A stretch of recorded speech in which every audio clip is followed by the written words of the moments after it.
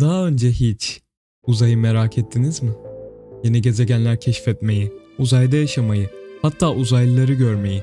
Açıkçası ben küçükken uzaya çok meraklıydım. Sürekli uzayla alakalı belgeseller izlerdim ve çizimler yapardım. Hatta bir ara ciddi astronot olmak bile istiyordum. Her ne kadar çok hevesli olmuş olsam da uzaydan gerçekten hiçbir şey anlamıyorum. Günümüzde uzayla alakalı çok oyun var. Fakat bu oyunların çoğu genel olarak çok kompleks ve bazıları da rezalet. Fakat bütün bu uzay ve Planet Crafter oyunları arasından bir tanesi aralarından sıyrılıp uzaydan bir şey anlamayan beni bile içine çekmeyi başardı. Karşınızda ASTRONEER.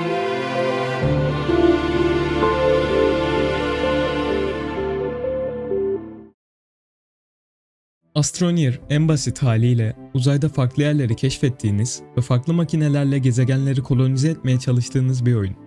Oyunun renk paleti ve gölgelendirmeleri çok sade ve bir uzay oyununa göre renkli ve tatlı yapılmış. Zaten ASTRONEER ilk yapıldığında bir sanat projesiymiş. Uzayla alakalı bir şey bilmeseniz bile, benim gibi çocukluğunuzda uzaya ilgi duyan ama çok kompleks bir oyunu kaldıramam diyen biriyseniz, ASTRONEER bence tam size göre.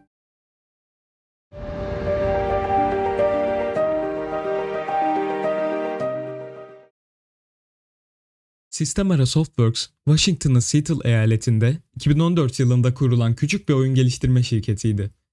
Şirket birbirinden yetenekli 4 arkadaşla işlerine başladı.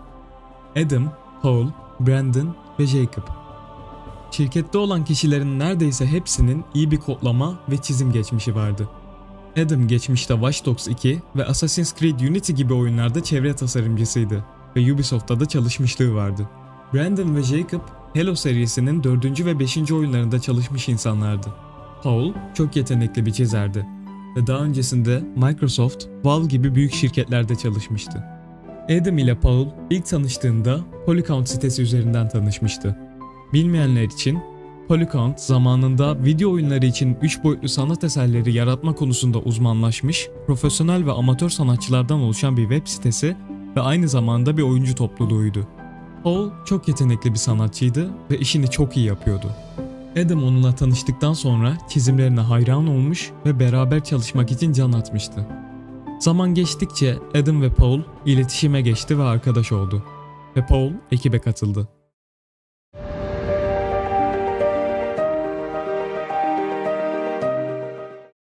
Tüm bu arkadaşlar bir gün Systemera'da toplandığında ASTRONEER fikri ortaya atıldı. Zaten hali hazırda uzay mekiği çizimleri yapan Adam ve Paul için bu fikir mükemmeldi. Bir ses tasarımcısı gerekiyordu. Bu yüzden ekibe daha önceden arkadaşları olan Riley'i aldılar. Ve Riley oyunun ses ve müziklerini yaptı.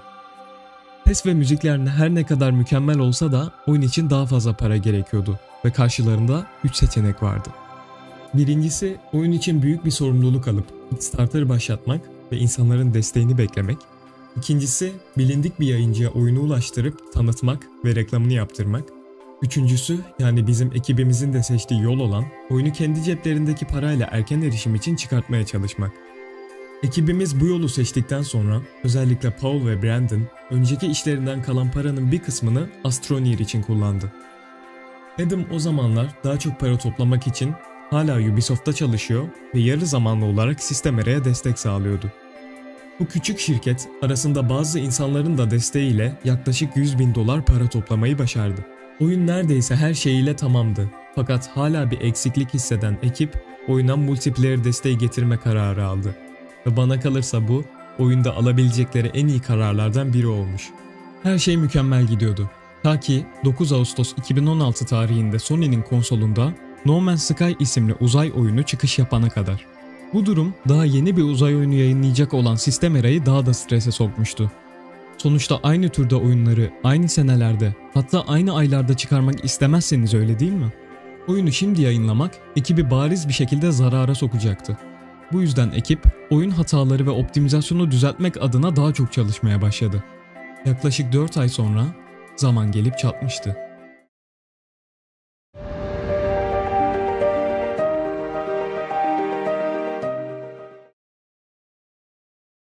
O gece herkes çok heyecanlıydı. Ekipteki herkes sosyal medya ile oyunu duyurmak için uğraşmaya başlamıştı. ellerinden geleni yaptılar ve Astroneer 16 Aralık 2016 tarihinde gece saatlerinde Steam'de yayınlandı. Ekip çok yorgundu ve hala Avrupa'daki oyuncu topluluğunun uyanacağı zamana birkaç saat vardı. Herkes uyumaya karar verdi. Paul Adam'ı sabah hızla uyandırmaya koşmuştu. Koşmakta haklıydı. Çünkü oyun sabahleyin 7.30 civarlarında tam tamına 20.000 kopya satmıştı. It was insane. I've never seen anything like it before or since.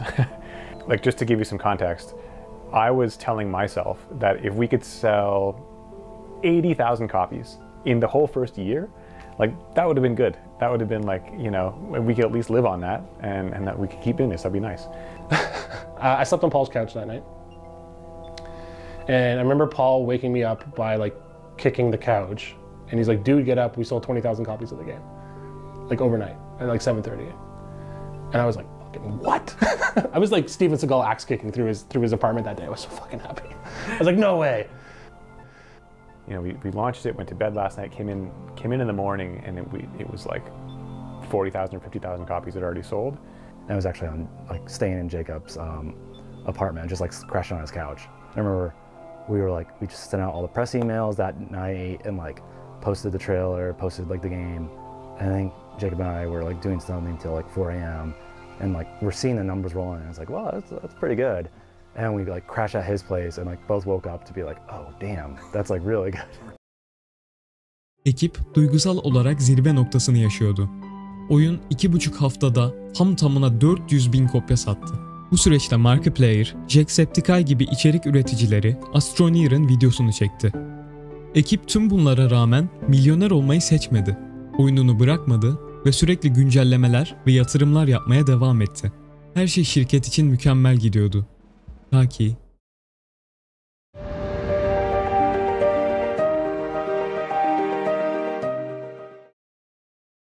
Tarihler 27 Mart 2017'yi gösterirken tüm ekip her zamanki gibi stüdyolarında toplanacaktı. Daha yeni bir oyun gezisinden dönmüşlerdi. Herkes ofisteyken o gün Paul gelmedi. Paul disiplinli ve çalışkan bir adamdı. Ayrıca oldukça yetenekliydi. Ekipteki başka bir sanat tasarımcısı olan ve Paul'la uzun zamandır arkadaşlık etmiş olan Adam bile Paul'un sanatın üzerine sanat tanımazdı. It was March 27th, 2016. We had just gotten back from GDC. And Paul took it was before Adam had moved to Seattle. And so Paul went to, after we came back from GDC, Paul took a trip to Toronto so that he and Adam could just kind of like work together in one room and really get through a lot of work and brainstorm together. And they were great friends. And then he had just gotten back from that trip. And I think it was the weekend, so he hadn't been at work in the office for a week, and then he just came back from that trip, and then that Monday we had our Monday morning. Every Monday morning we would have a little kind of sync up in the office where we would just kind of go over things. And he wasn't there, and he was always diligent about letting us know if he wasn't going to be in that day, and we just didn't hear anything from him.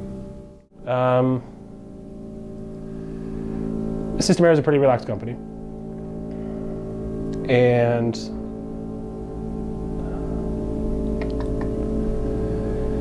we have a policy still today, to this day. If you wake up on a day and you don't want to come in, stay home. That's the policy. It's an unwritten policy. We just make sure that folks know, let everybody know. And sometimes in those moments you don't even want to talk to anybody. That you want to just kind of stay home. And I understand that that's the case. Paul had a day where he stayed home the whole day and like wasn't answering phones and stuff like that. And, a couple of us have had moments like that. So yeah, that day just felt like one of those days where he just wasn't answering his phone because he.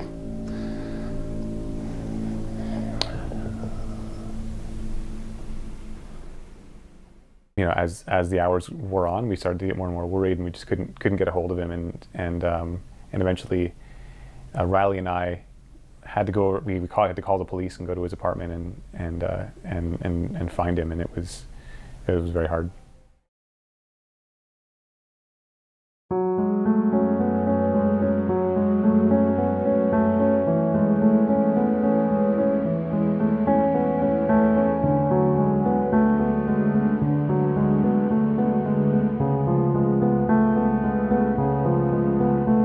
Paul henüz 31 yaşındayken arkadaşları tarafından evinde ölü bulundu. Paul gençliğinden beri bilgisayarla haşır neşir olan bir adamdı. Muhtemelen fazla çalışmaktan ve üstündeki stresten dolayı sağlığına zarar vermişti.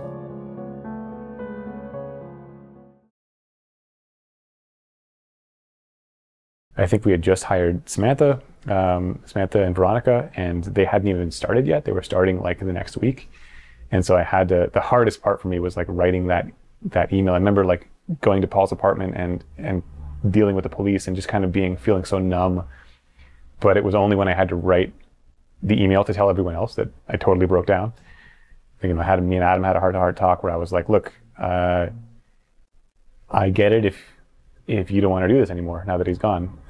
But if you want to do this still, I want to do this still. And like, I need you out here.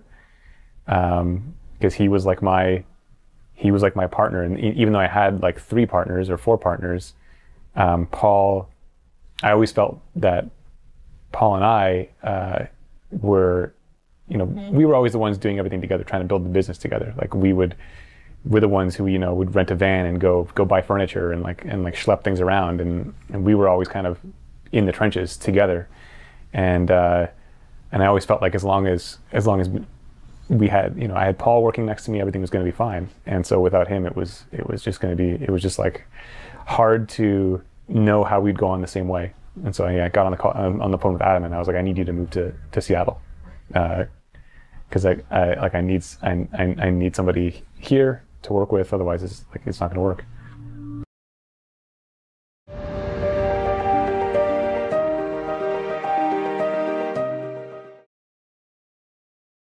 Ekip çöküşteyken onları yeniden ayaklandıran kişiler ekibin yeni üyeleri oldu. Yeah, so I started at the very beginning of April, and which was a tough time all around.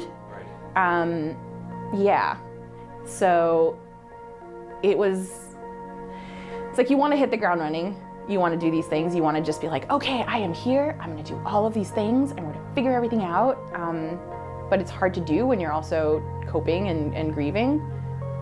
For me personally, Paul was a close friend, and so it was also a how do I not allow myself to be overcome with the feeling of like, well, what if he was here? What if I had started just a couple of weeks earlier? What if I had gotten to talk to him about this game?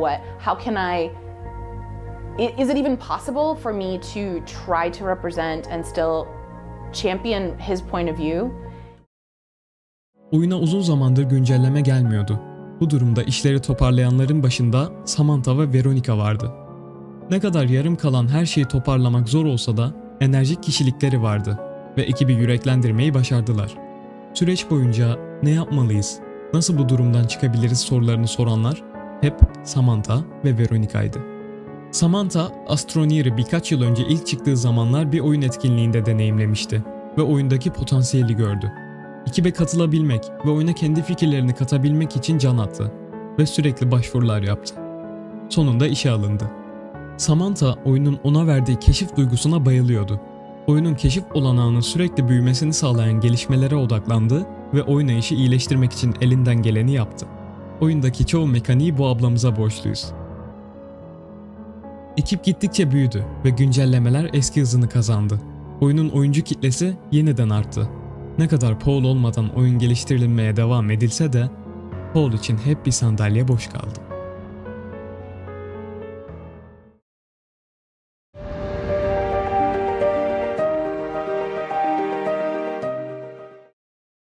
ASTRONEER bana kalırsa farklı gezegenlere gitme ve farklı şeyler craft etme ile size verdiği keşif duygusunu ve her yaşa uygun olmasıyla bence türünün hakkını veriyor.